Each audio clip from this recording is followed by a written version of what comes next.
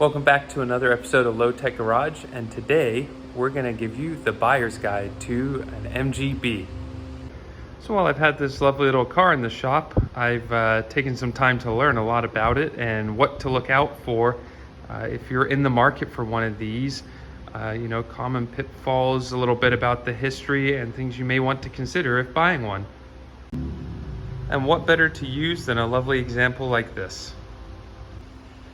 So under the hood here, we have the 1800cc or 1.8 four-cylinder engine. This one, for those who have followed along with the series I've done on the car already, will know that this has the Weber conversion. So it has a downdraft 2-barrel carburetor on it. But actually these left the factory with side draft SUs or Strongberg carburetors in most cases. Something to consider if you're buying a very early car, so 1962 or 1963, if it still has the factory engine, the motor actually only has 3 main bearings. In 1964, they basically upgraded the bottom end and introduced 2 more main bearings, giving it 5. And that really made the engine super tough and really last a long time. The horsepower rating remained the same even though they made the update, which was 95 horsepower. And really through the life cycle of the car, it maintained that 95 horsepower rating with one caveat.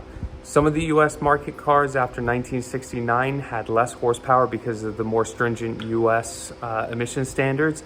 And it's very common to see cars nowadays where some of that emission gear has been removed to put it back to Euro spec. To bring the horsepower back up to that 95 like they left the factory.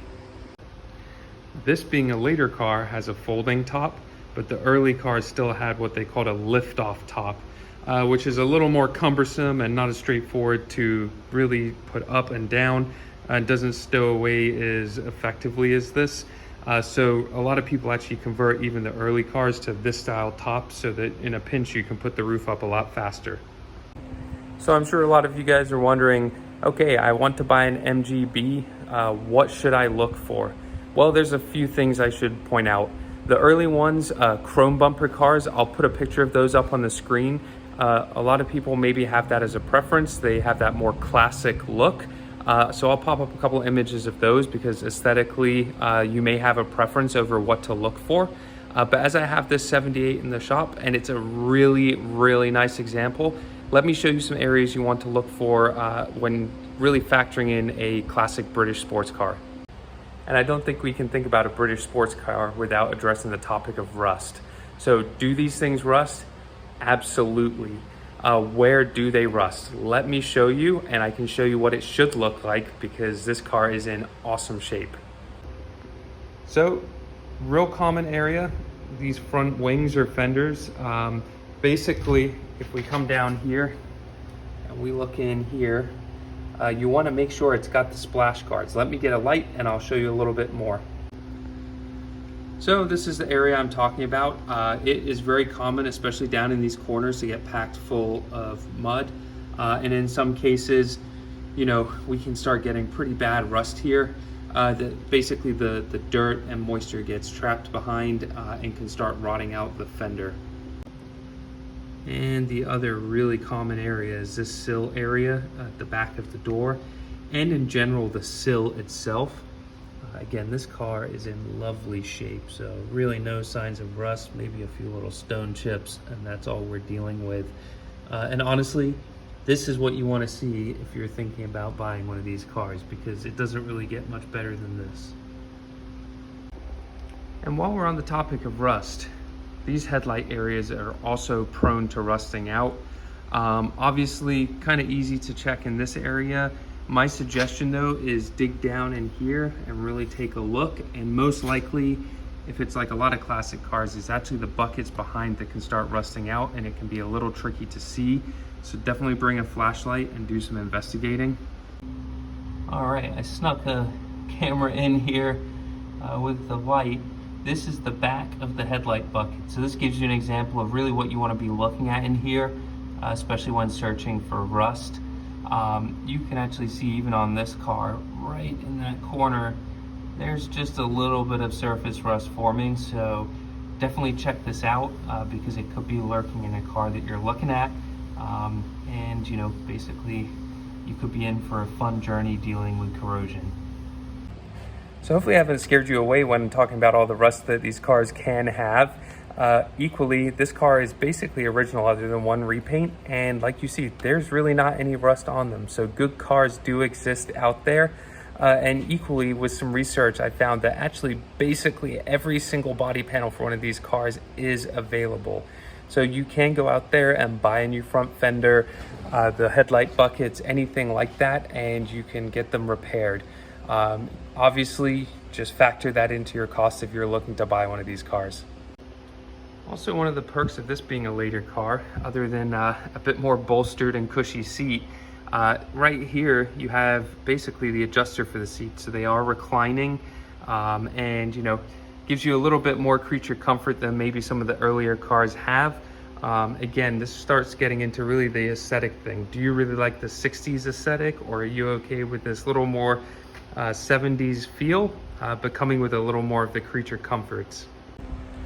So one of the things I really like about this car is there's a huge following for them, and there seems to be great parts availability, not just for body panels, things like that, but when I've been working on recommissioning this, it hasn't been hard to find parts, even here in the US. They're here in a couple of days, and there's a great community online for these as well.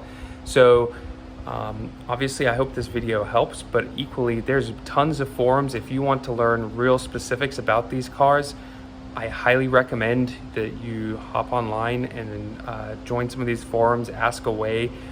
Probably a lot of these questions have already been asked as well, but there's some guys out there that just know these things in and out and are super helpful and great enthusiasts.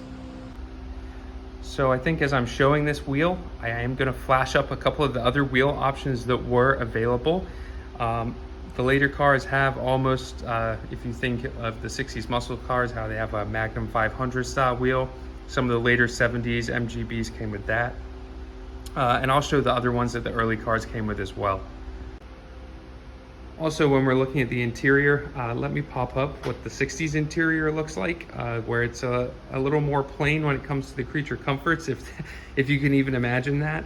But then you can get an idea comparing it to what the 70s interior looks like and the features it has, like these shoulder belts, for instance. And then obviously as I pan around here, we have the dash that I just touched on as well. Let me show you what the 60s dash looked like, again, because you may have some preferences here. And I'm sure a lot of you are thinking, James, why have you not addressed the elephant in the room with this MGB? And yes, they're on the back too. So really, these bumpers came into play as the 5 mile an hour impact regulation came as standard, and this was so MG could keep selling the car. You know, I would say I have seen worse, especially actually on some of the Jags and stuff of the era, as well as BMWs. But you know, compared to a little chrome bumper sports car, I think a lot of people will say that they prefer the earlier style bumpers. But nonetheless, it's personal preference. And I think MG did quite a good job of integrating this into the front of the car, so it looked a little more intentional. Another regulation, especially here in the US market, is this wheel gap. This is a US regulation, and it's very common, again, to see people put the suspension back to Euro spec. Let me put an image up of a comparison between US market and a Euro spec ride height, just so you get an idea of the difference there as well. Another fun fact that I stumbled across while doing some research on these cars is actually in 1976, this pedal box under here was redesigned so that it would be easier for heel-toe driving.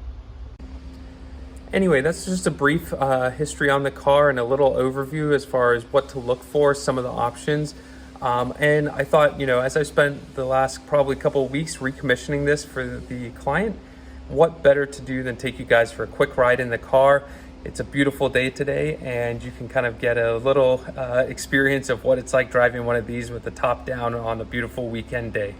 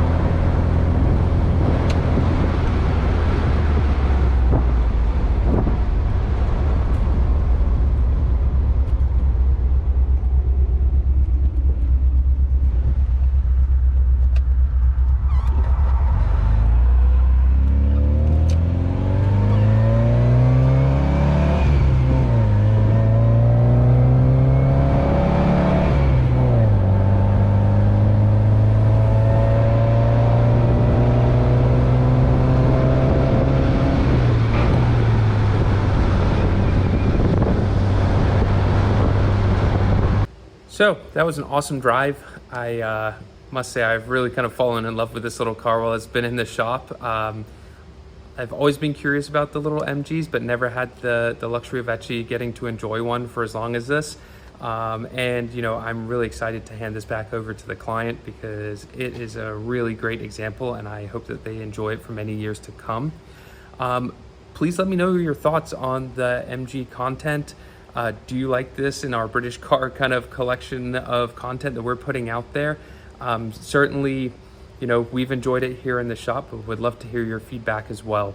And also, for those that are new to the channel, please hit that subscribe button and also the bell as well, so you know when the new videos are coming out.